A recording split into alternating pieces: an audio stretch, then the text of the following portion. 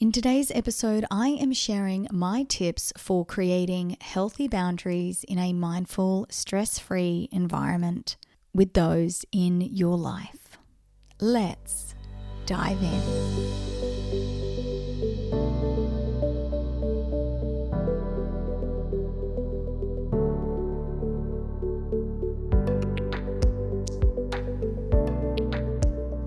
Hello and welcome to Live Mindfully with Laurie Moore, the podcast that invites us all to slow down, take a deep breath,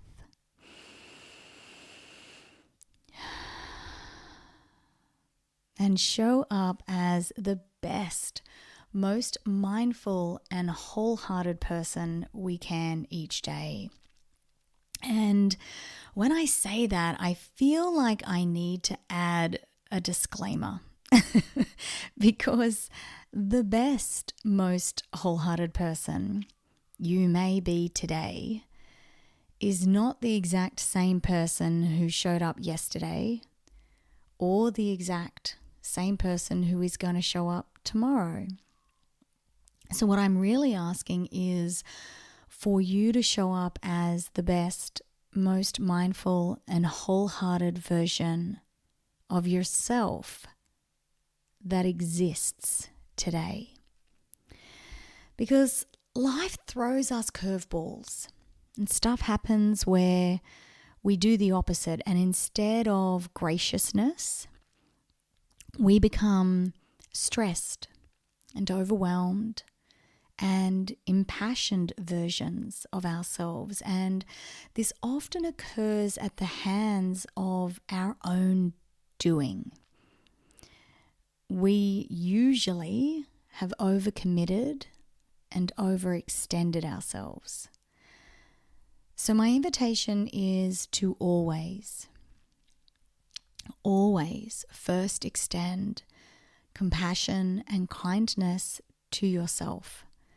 And if today is a day where you know that the best, most mindful, most wholehearted version of yourself is not to the standard that you would expect, that's okay.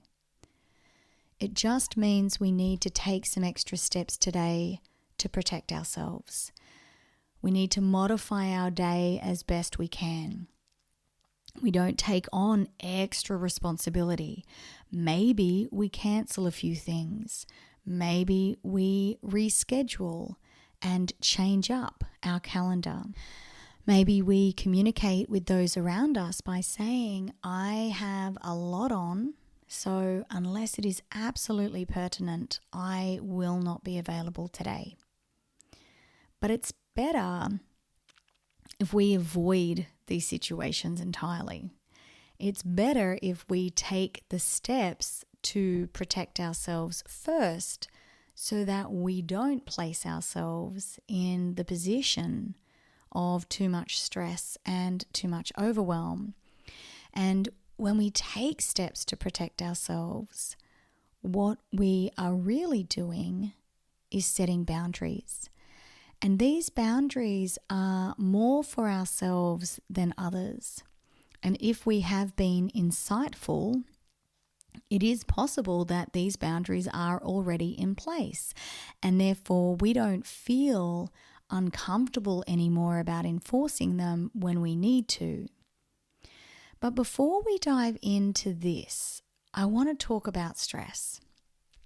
Because stress usually forces us to create boundaries, which is fine, except those boundaries are made under a pressure cooker situation.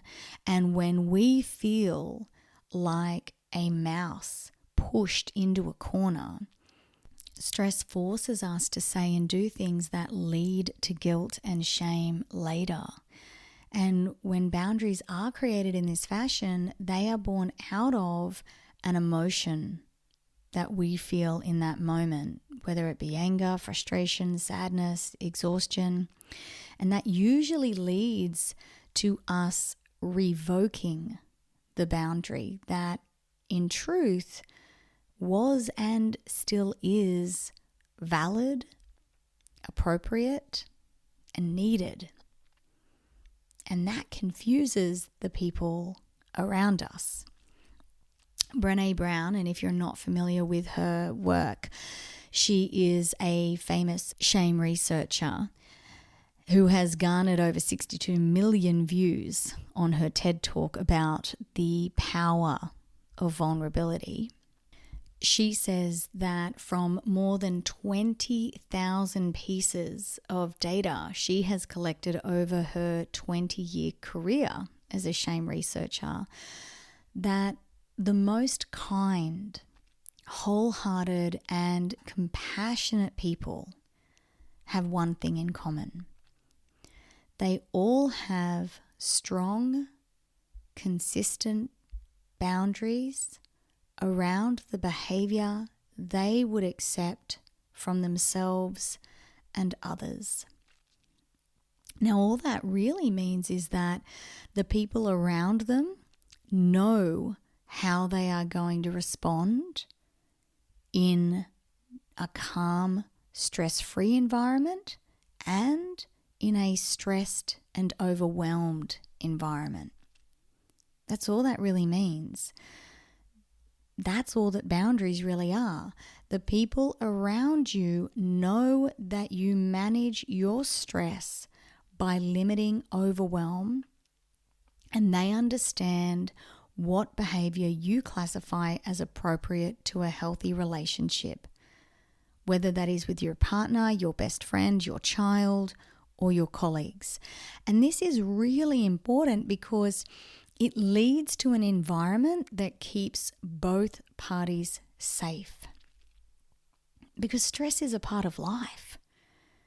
We are never, no matter who we are, whether we are the CEO of a top Fortune 500 company or if we are a yoga teacher, we are never going to escape the stress and the precarious nature of life. Stress is the part of life that challenges us. It can bring us to our knees, but it also has the potential to bring out the best in us and to feel good. Because it isn't the stress that's the problem. It's how we manage our stress that gets in the way. And that when we become too stressed, we become overwhelmed. So Dr. Libby, who is an Australian and internationally acclaimed biochemist, says that a lot of our burnout and overwhelm comes from our forehead words. The words that we need other people to think about us. For example, my forehead words are good mother, kind-hearted, and another would be smart or intelligent. And we know what our forehead words are because if someone said we weren't those things, it would literally crush our soul. There would be so many things, there are so many things that you can say about me and I would not care. But if you thought or said I wasn't a good mother, it would crush me. If you said I wasn't kind-hearted, or you thought I wasn't very smart, it would crush me. And every day I invest so much time into those forehead words. And now the issue isn't that these things are important to me or that I hold these forehead words to a high value. The issue occurs when I am so invested in these things that I need your validation. That is when it becomes dangerous because now I have to prove to you that I am these things.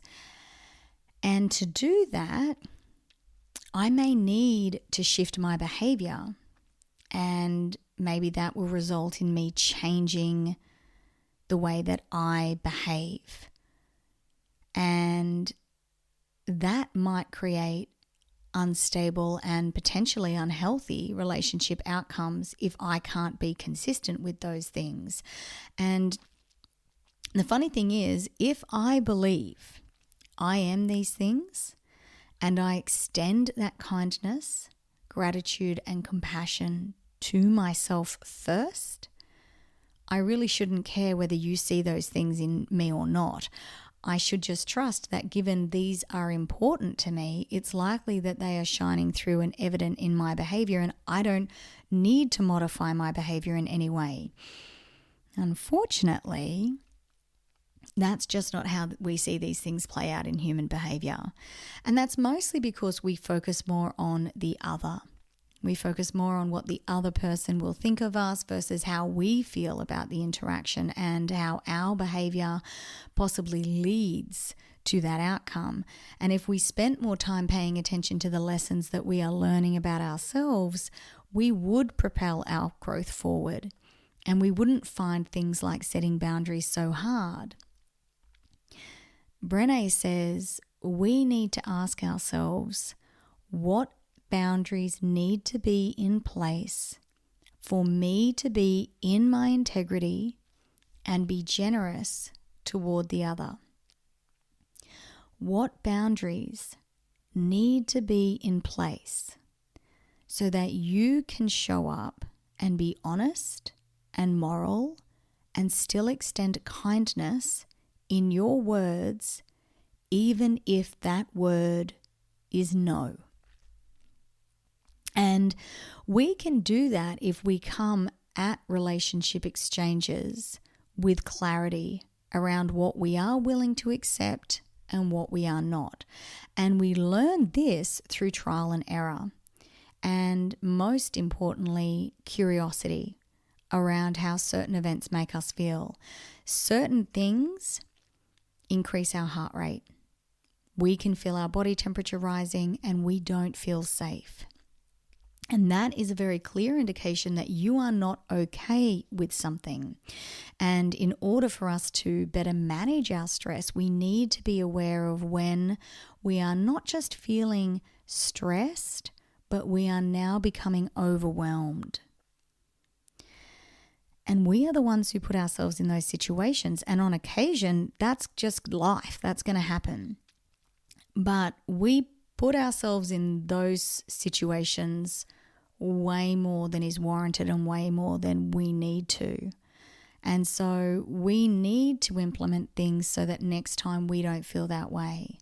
And in order to do that, we need to know what we consider appropriate behavior to be. For example, is there a limit on how much you are willing to help someone? Do you quite consistently put the needs of others ahead of your own? And does that lead to depletion and exhaustion? Because you're doing those things out of what you deem to be obligation, not because you want to.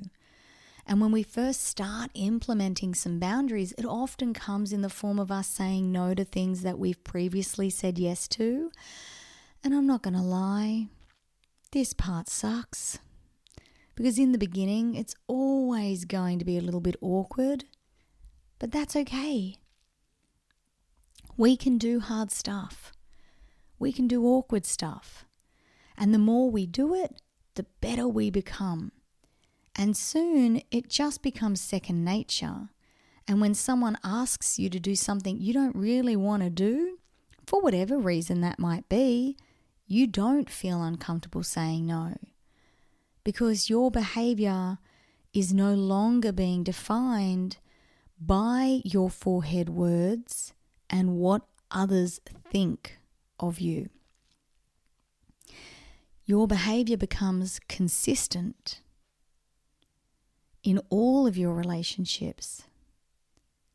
But if you are currently in a space where you feel like there is a genuine lack of mutual respect in a lot of your relationships, it's likely that these relationships are lacking some boundaries.